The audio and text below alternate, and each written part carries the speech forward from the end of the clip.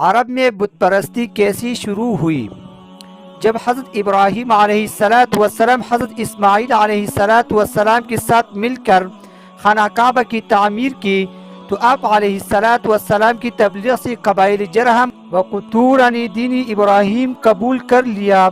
حضرت ابراہیم علیہ السلام کے بعد حضرت اسماعیل علیہ السلام کے اثر سے بعد میں مکہ آباد ہونے والے بھی دین حنیف یعنی حضرت ابراہیم علیہ السلام کا دین قبول کرتے رہے۔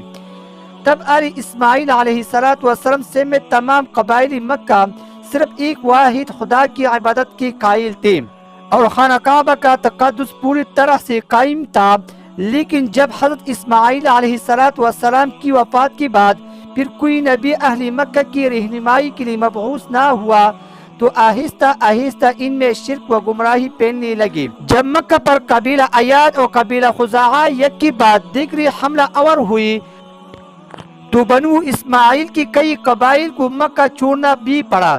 تب یہ لوگ برکت کی غرض سے خانہ کعبہ کا ایک پتھر بھی اپنے ساتھ لے گئے۔ کعبہ کی نسبت کی وجہ سے وہ اس کی بہت تعظیم کرنے لگے۔ اس تعظیم کا اثر یہ ہوا کہ آہستہ آہستہ آنے والے وقت میں ان کی آل اولاد کی خود اسی پتھر کو معبود مجازی کا درجہ دے دیا۔ اس طرح ان میں شرک رائج ہونا شروع ہوا، لیکن حقیقی معنوں میں عربوں اور خصوصاً اہل مکہ میں باقاعدہ شرک و بت پرستی کا آغاز حضرت ابراہیم علیہ السلام کم و بیش 2500 سال بعد ہوا۔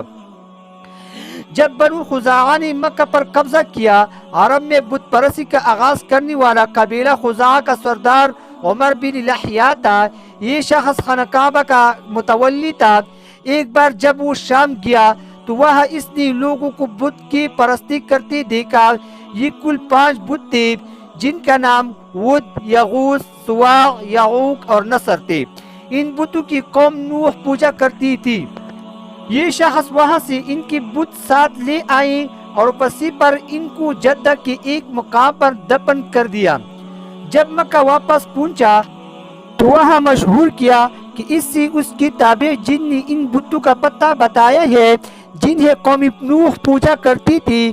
پھر وہ اہل مکہ کو جو پہلے ہی شرک و بت پرستی کی طرف راغب ہو چکی تھی ساتھ لے کر جدہ پہنچا اور وہاں سے وہ بت زمین کود کر نکالے اور انہیں مکہ لا کر خانہ کعبہ میں رکھ دیا، جہاں تعظیم کے نام پر ان بتوں کا عبادت شروع ہو گئی اور ان بتوں کو مختلف خدائی صفات کا مالک تصور کیا جانے لگا۔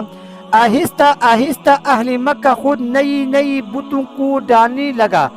تب بہت سی ایسی بت بنائی گئی جنہیں آنے والے دور میں مشرقین عرب میں بے پناہ اہمیت حاصل ہوئی۔